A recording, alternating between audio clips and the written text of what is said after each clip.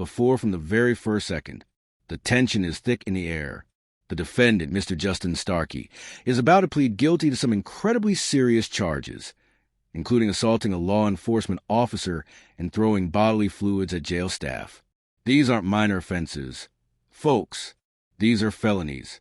This isn't a traffic ticket or a bad decision.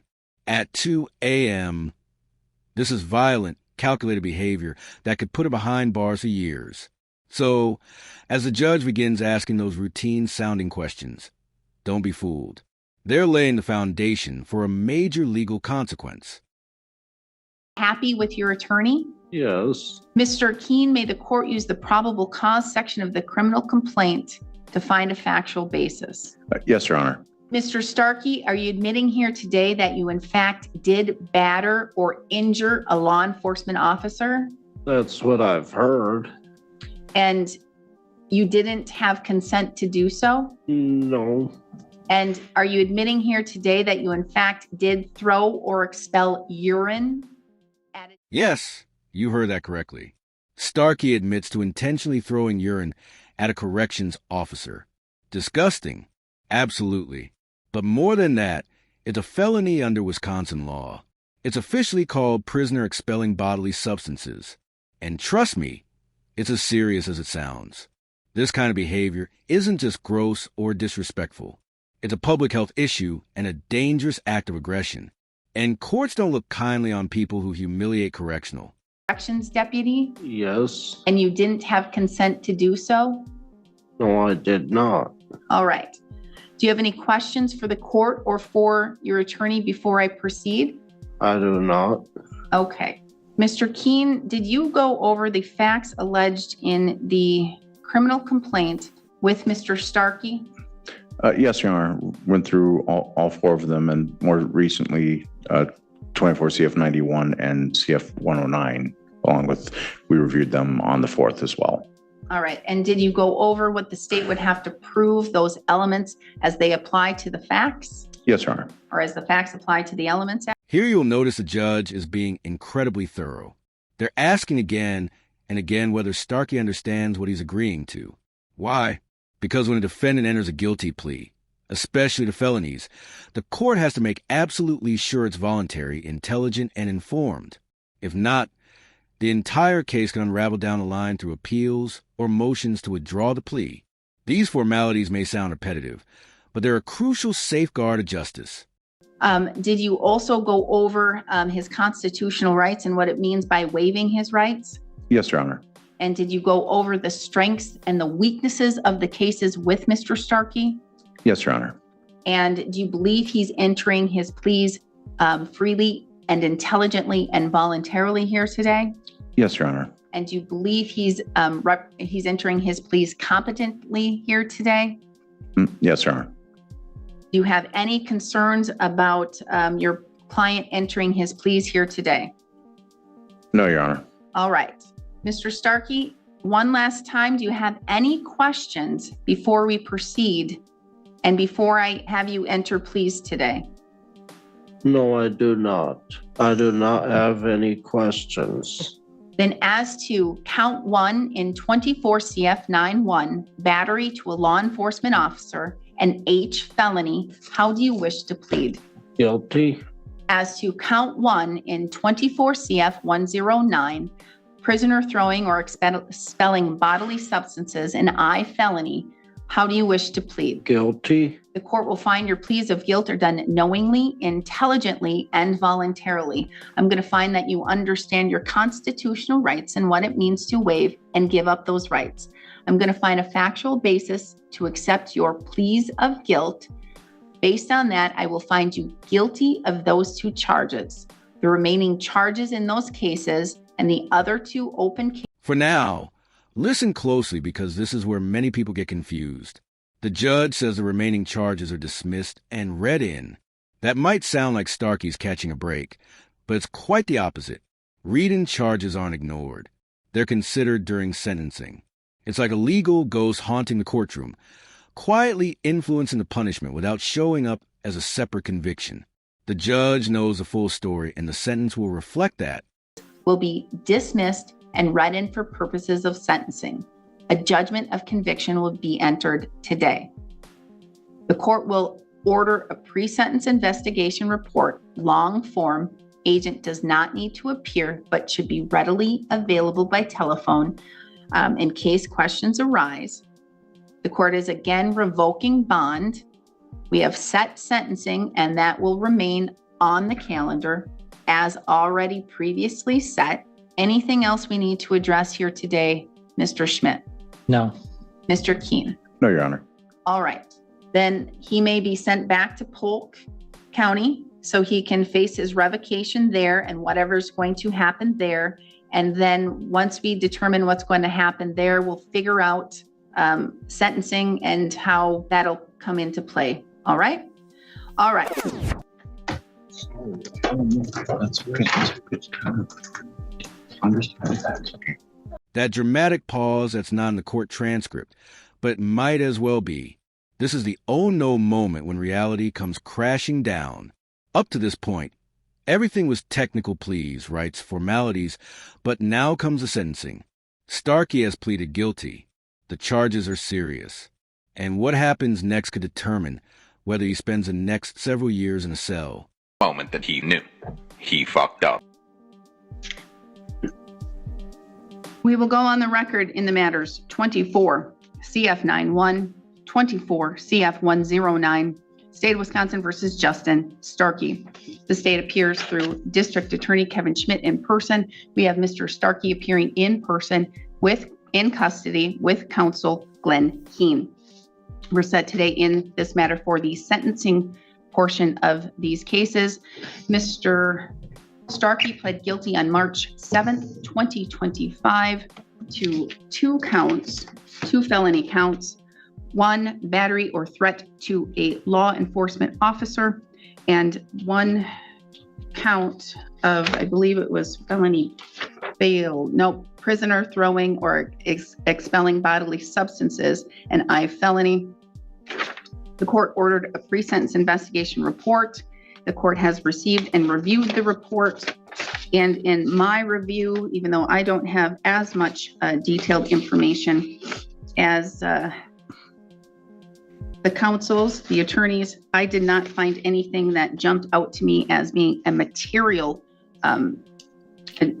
error or a fact that needs to be corrected. Mr. Schmidt, did you receive a copy of the PSI? I did. Any material facts or corrections to state on the record? Not a correction per se, but he did get revoked in his Polk case, and they just haven't done the sentencing yet. All right. And do you know if that matter is currently scheduled for sentencing? It was scheduled for sentencing yesterday, but Mr. Starkey didn't have an attorney. I didn't see when they pushed it out to. All right. Sure, I can answer that. Scheduled for the 6th, and I work with the public defender because they'd appointed me, but I hadn't got the appointment, so I'll be representing him in that as well. Okay, excellent. Thank you. And we are in victims' rights compliance, correct? Yes. Ms. Bauer, Victims' Rights Coordinator, are we going to have any victim impact statements today? Yes, Your Honor. How many? One. Just one? Mr. Keene, did you receive a copy of that PSI report? Yes, Your Honor, and I'm not noting any material errors either. Okay, and did you go over that report with Mr. Starkey? Yes, Your Honor. Did you thoroughly go over it with him? I had a limited time because we had a phone disconnection, but I went over the main points and the recommendations. All right, and so you went over the bulk of the main information to ensure that he can review if there are any errors? Yes, Your Honor. Okay. We will begin with the victim impact statement. The victim may come forward, have a seat at the black bench. Victim may state their name if they wish, or simply the initials. Yes. And if you are going to read something, please make sure that you read it slow, you enunciate your words. The court reporter needs to take everything down accurately, okay? My name is Jan Lodermeyer. You can sit if you wish, or you can stand, whatever you prefer. Last name is Lodermeier. Currently, I'm 911 dispatcher for Gwinnett County. First of all, I want to thank the court for giving me this opportunity.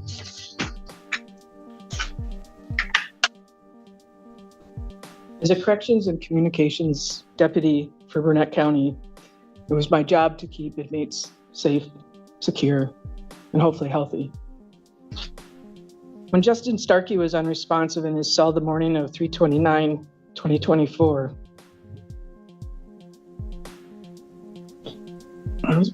sorry. And that's okay. Take your time. You can take as much time as you need. We have the rest of the morning scheduled for this case. So if you need to stop, you need a break, you can take that time.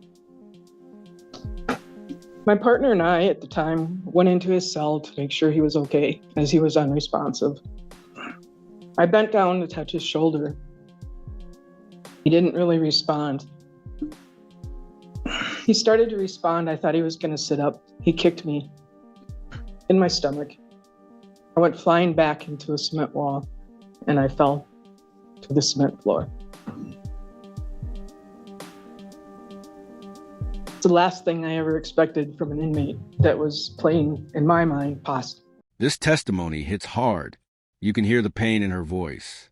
The victim, 911 dispatcher, who tried to help ended up with life-altering injuries. This wasn't just a workplace injury. It was an ambush, and it shattered her ability to do what she loved. The emotional weight of this moment is massive, and the judge is listening closely. Victim impact statements often guide sentencing more than people realize. And in this case, her words will echo in the courtroom long after she finishes speaking. To attack myself and possibly my partner in the cell. As a result of that action that day, my life has changed drastically.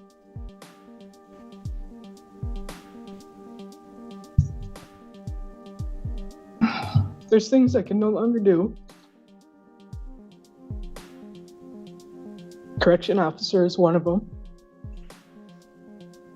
As my surgeon is concerned that it could happen again. Maybe yes, maybe no, but after 15 months, the doctors tell me I'm as healed as I'm gonna be. Which means constant pain, constant numbness, and sometimes tingling down my legs.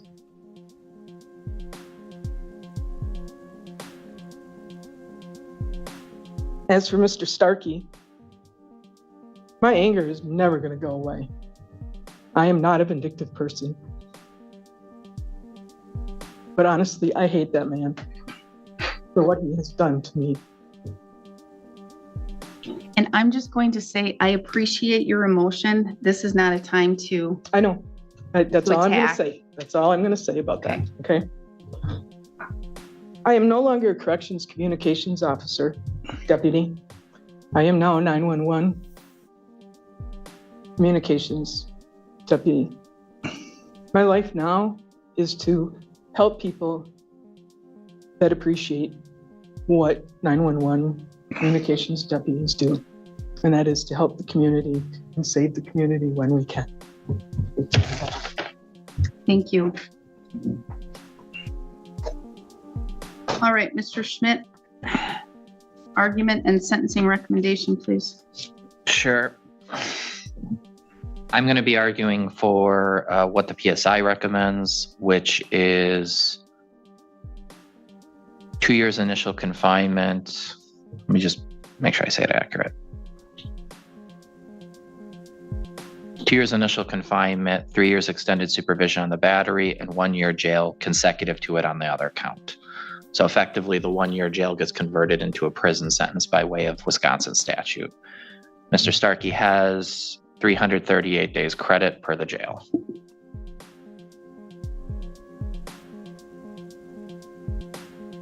This is a 35-year-old man with a traumatic brain injury that was inflicted on him when he was a baby. However, his criminal history only really began within the past 5 years. The implication there is that the criminal behavior cannot be solely attributed to the traumatic brain injury. He has been placed on probation 4 times and been revoked 4 times. He was on probation when some of the conduct at stake in these cases occurred. He is not a suitable candidate for probation. He gets disability, that's been confirmed. And at one point on information belief, I believe he was also getting civil payments from the result of how his traumatic brain injury was inflicted. I do not know if he still gets payments for that today.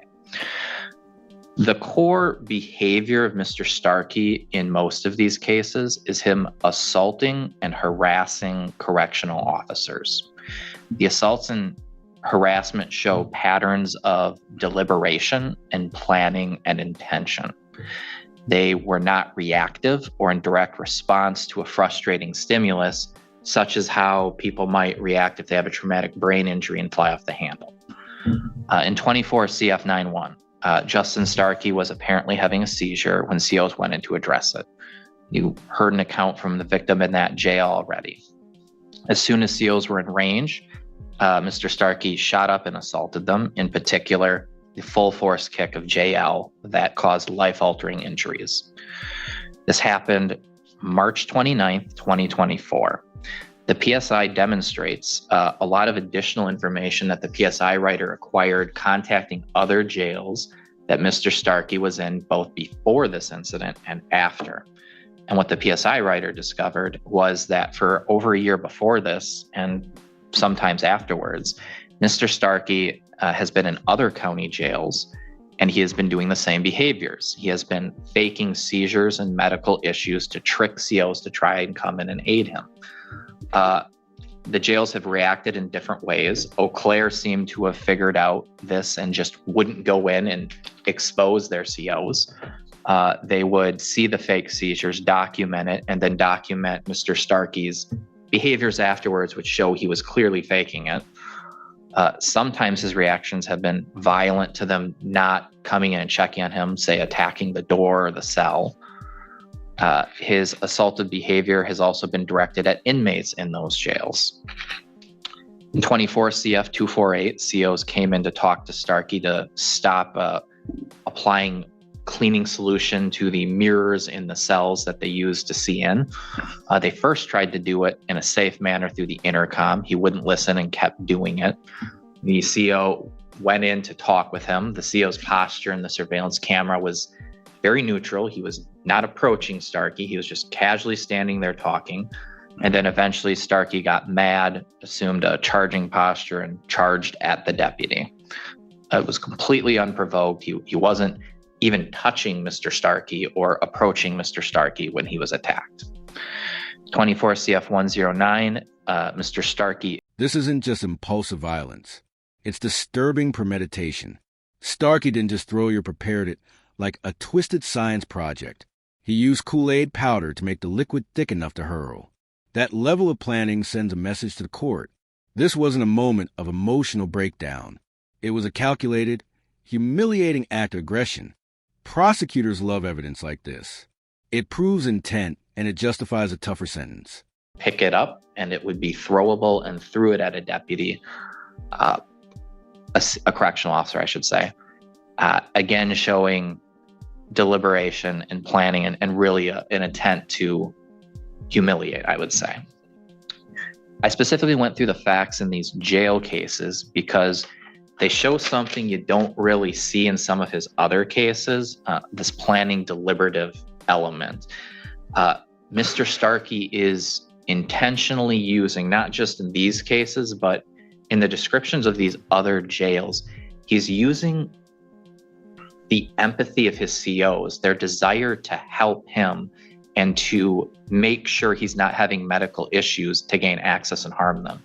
He's using positive traits and positive things they're doing against them. It's not just immoral in that sense. It creates a broader public risk to all of the other inmates that COs have to be thinking about and be cautious of other inmates who might be faking just to gain access to harm them. It also shows this more malicious element because this wasn't a one-off in the JL case of the faking the seizure. We see from the Eau Claire logs, this has been something he's been doing an extremely long period of time. It's a repeated plan that he keeps trying to do and presumably will keep doing in the future. I say that I presume he's going to keep doing it in the future because of how Mr. Starkey talked to the PSI writer about the correctional officer cases versus the case with his mother. The Eau Claire conviction mentioned in there is the one where he assaulted his mother in his home. So that's different than the CO ones. That was a public assault more akin to the first Burnett County case, the DC in public. And those two cases are more of the getting frustrated and attacking somebody cases. The way he talks about the case with his mother, it's because it's his mother, he says he's sorry. He says something to the PSI writer that when he's asked about whether he feels bad or sorry about what happened, he says just about his mother. He, even at the point when he was talking to the PSI writer, wasn't empathizing with any of these COs, not just the victims in our case, but really the Eau Claire ones, the other county jails where he's done this, the county jail where the CO was coming in with the medical cart, with the medicine that he needed, and he attacked them when they did it. So what am I highlighting? So I've already indicated we have to start first with considering probation. The statute requires that it should be rejected out of hand because of the failures on probation, because two of his recent convictions involved assaults in public in the community, the DC in Burnett, the Eau Claire incident with his mother. The fact he's a danger in the jail to correctional officers itself is also indicative he can't be treated in the community. That's indicative he needs a higher level of confinement, and that would be the Wisconsin state prison system.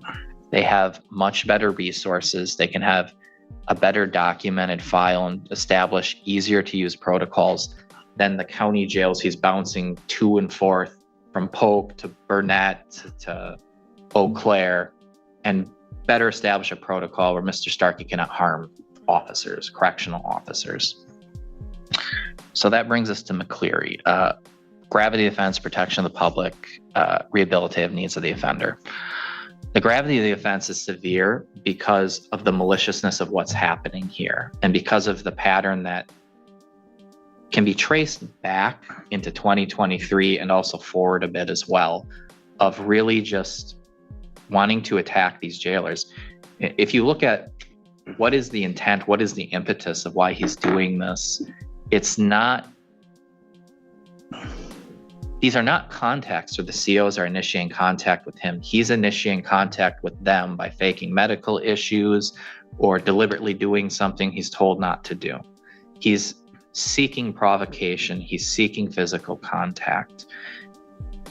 And as a result, he's harming COs. He's humiliating them. He's caused an injury to one CO that has prevented her from being a CO. That Mr. Starkey has robbed from the county somebody who's extremely talented and experienced in that role forever. This part might be the most heartbreaking, the most damning. Starkey didn't just injure a correctional officer. He ended her entire career. She wasn't just physically hurt. She was ripped away from a job she was proud of. And for a small county that already struggles to hire officers, that's a huge blow. The prosecution is laying it out clearly. Starkey isn't just violent. He's a danger to every staff member trying to maintain peace in custody. And that's a threat the court cannot ignore. Officer is a huge blow to our county. We're constantly trying to recruit new correctional officers because that's a hard position to get people and find people who can do it. And Mr. Starkey exacerbates a real public problem. And that's indicative of a higher gravity offense and also the nature of the injury.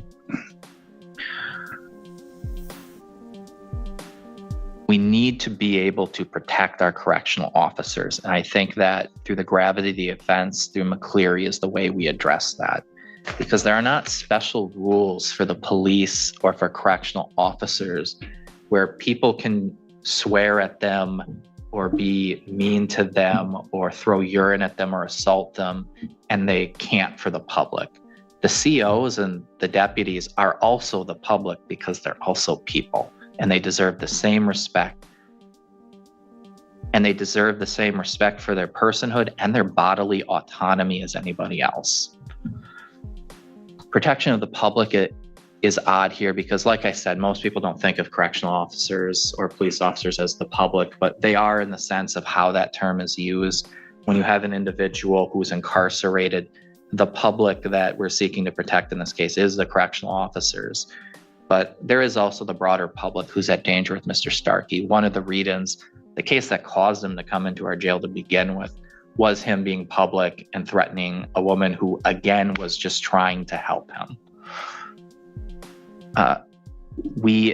With the failures on probation, with him assaulting people in public, trying to help him, with him assaulting correctional officers who really just, their main goal is to have a neutral, safe environment for all the inmates and themselves to keep everybody happy. They're not going in there and picking fights. And his disruption of peace, both in the community and the jail, indicates a strong need to protect the public that I think prison is necessary.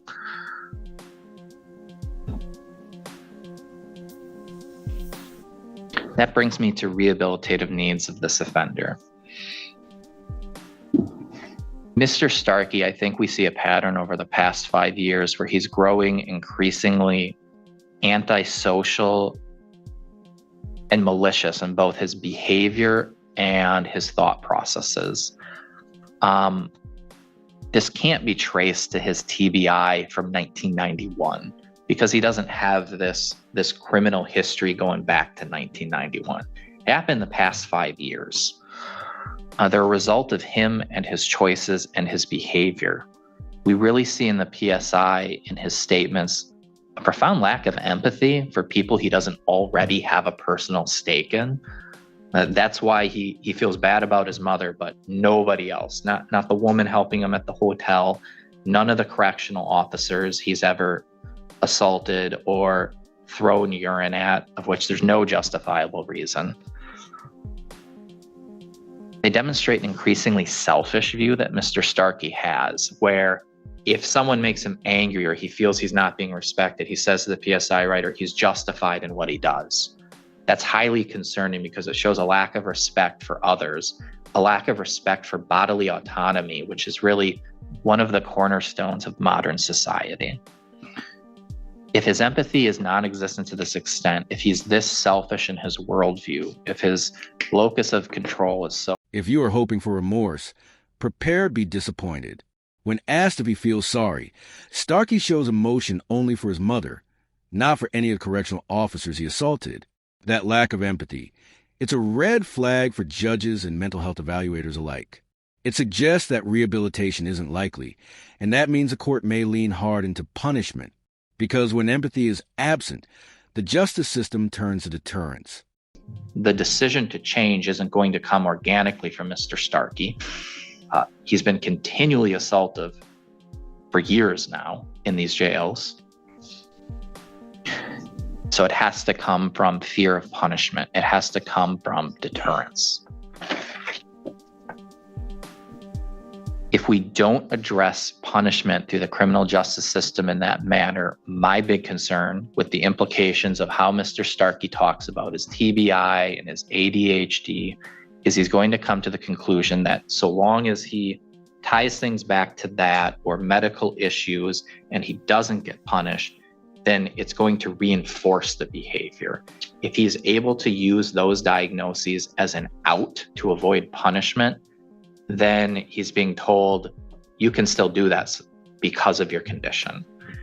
And I take specific umbrage at that in particular, because there's a lot of people out there with TBIs, with ADHD, and other conditions. These don't apply to Starkey in particular, like schizophrenia or bipolar, conditions that can cause a person to behave erratically or become violent or aggressive. And a lot of these people, most of these people, don't get assaultive. They don't have criminal histories. They aren't attacking people in jails. They're not even in jails because they're still capable of having free will. They can still make the choice to, hey, I want to better myself. I want to get along in society. I want to treat my condition. I want to be responsible. They're not playing up their injuries. They're not playing up their illnesses. They're being responsible members of society. And there's no reason Mr. Starkey can't either. Prior to 5 years ago, that's what he was. I asked the court not to reinforce that behavior. I asked the court to do a prison sentence to deter it.